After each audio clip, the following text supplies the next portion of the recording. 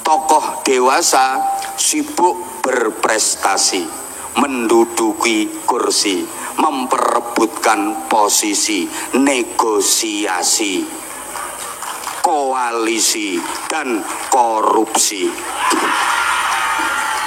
Sedangkan anak muda pandai berorasi, rajin demonstrasi, dan ahli caci maki. Bukan satu kebetulan kalau Partai Golkar itu lambangnya adalah sebuah pohon.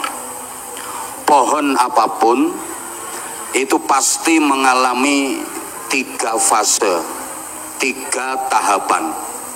Pertama, fase tunas. Kedua, fase puncak. Dan yang ketiga, fase tumbang. Tunas, puncak, dan tumbang. Kebangkitan, keemasan, dan kehancuran. Perintis, penerus, dan pewaris. Maka sejarah itu memiliki 3 kekuatan yang masing-masing mewakili zamannya. Ada masa lalu, ada masa kini, dan ada masa depan. Dulu, sekarang, dan nanti. Telah, sedang, dan akan. First time, present time, and next time. Masing-masing ada wakilnya. Masa lalu diwakili oleh generasi tua. Masa kini diwakili oleh generasi dewasa. Dan masa depan diwakili oleh generasi muda. Maka dalam bahasa sejarah, siapakah orang tua? Orang tua adalah manusia masa lalu yang masih tersisa di masa kini, yang sudah tidak banyak harapan di masa depan. Siapakah orang dewasa? Orang dewasa itu manusia masa kini yang sudah mulai lupa dengan semangat dan idealisme masa lalunya, tapi juga sudah tumpul kalau diajak bicara soal masa depan. Sedangkan anak muda itu siapa? Manusia masa depan yang sudah hadir di masa kini, tapi belum banyak beban dan pengalaman di masa lalu. Masing-masing ini punya karakter. Orang tua suka bernostalgia. Orang dewasa sibuk dengan realita. Sedangkan anak muda akrab dengan idealita. Maka kakek nenek yang sudah tua kalau didatangi cucunya pasti suka bercerita. Ayah ibu yang dewasa kalau anaknya minta sesuatu alasannya sibuk kerja. Sedangkan anak-anak paling suka kalau ditanya cita-citanya mau jadi apa. Tokoh tua sibuk menulis biografi. Tokoh dewasa sibuk berprestasi, menduduki kursi, memperebutkan posisi, negosiasi, koalisi, dan korupsi. Sedangkan anak muda pandai berorasi, rajin demonstrasi, dan ahli caci maki. Ini bahasa sejarah. Maka kalau kita bicara masa depan, itu bukan untuk generasi tua, bukan untuk generasi dewasa, tapi masa depan itu untuk generasi muda. Sehingga orang-orang tua kita dulu itu punya filosofi yang hebat dalam rangka mendidik anak cucunya. Orang tua kita dulu itu suka memagari kampungnya dengan pohon bambu. Mungkin di sebagian daerah Bapak Ibu masih banyak kampung-kampung yang dipagari sekelilingnya dengan pohon bambu. Ini filosofi yang luar biasa. Karena dalam rumpun bambu itu tersimpan 3 kekuatan sejarah yang bersatu dalam komposisi yang hebat. Dalam rumpun bambu itu kan ada bambu tua, ada bambu dewasa, dan ada bambu muda. Bambu tua namanya tunggak, bambu dewasa namanya pring, sedangkan bambu muda namanya bung. Dulu bangsa Indonesia ketika menatap masa depan, ingin merebut kemerdekaan, mempertahankan kemerdekaan, ini yang diajak berjuang bukan yang tua, bukan yang dewasa, tapi yang muda. Jadi yang diseru itu bukan tunggak, bukan pring, tapi bung. Makanya ada lagunya, mari bung rebut kembali. Bukan mari pring rebut kembali, bukan mari tunggak rebut kembali. Sehingga pada masa-masa pergerakan, bangsa kita itu kaya akan bung-bung bangsa. Ada Bung Karno, ada Bung Hatta, ada Bung Sahrir, ada Bung Tomo, ada Bung Nusron, Bung Bahlil.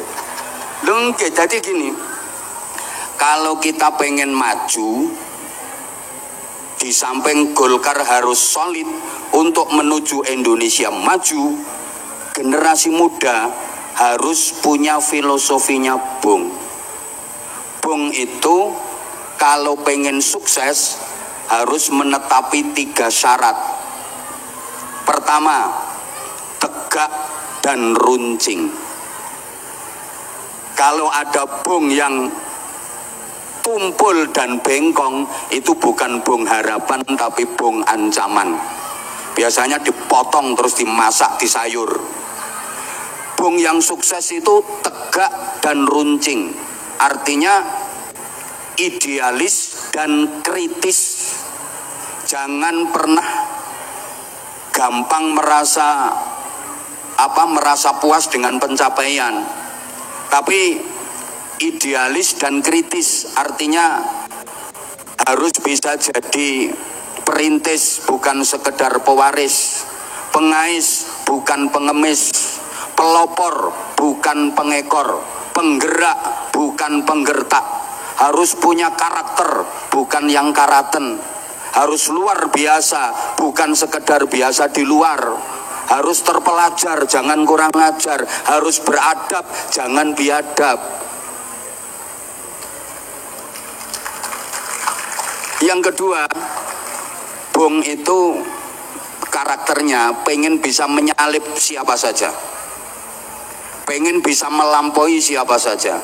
Jangankan bambu tua yang sudah lapuk, bambu dewasa yang tinggi menjulang harus bisa dilampaui, harus bisa disalip. Artinya ya generasi muda itu harus dinamis dan kreatif. Bekerja dengan keras, bekerja dengan cerdas, sekaligus bekerja dengan ikhlas. Mampu menggabungkan 3 hal ini secara terpadu. Kerja keras, kerja cerdas, sekaligus kerja ikhlas. Kerja keras itu kerja pakai otot, kerja cerdas itu kerja pakai otak, sedangkan kerja ikhlas itu kerja pakai hati. Orang itu kalau cuma kerja keras, hasilnya hanya pas. Tapi kalau mau kerja cerdas, hasilnya lebih luas. Apalagi disempurnakan dengan kerja ikhlas, hasilnya tak terbatas. Kasih contoh, kalau nggak dikasih contoh mesti nggak paham. Ya, soalnya kayaknya IQ-nya masih di bawah rata-rata. Kalau cuma kerja keras, kerja pakai otot, hasilnya hanya pas. Maaf, ini nggak beda kayak binatang, kayak sapi, kayak kuda, itu kerja pakai otot, kerja keras, hasilnya pas. Sapi suruh bajak di sawah, kuda suruh narik dokar, hasilnya pas, paling sehari 100.000, 200.000. Beda dengan kerja pakai otak, namanya kerja cerdas, itu kerja profesi, hasilnya lebih luas.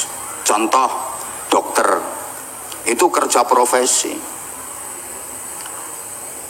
Orang kalau kerjanya cuma pakai otot, kerja keras, ngangkat batu gede-gede itu, batu kali, kerja keras itu, paling dapatnya sehari 100.000, 200.000. Tapi kalau kerja cerdas, ngangkat batu kecil, sekali angkat bisa dapat 500 juta, karena yang diangkat adalah batu ginjal. Hasilnya lebih luas, apalagi disempurnakan dengan kerja pakai hati, kerja ikhlas, hasilnya tak terbatas. Contoh kiai.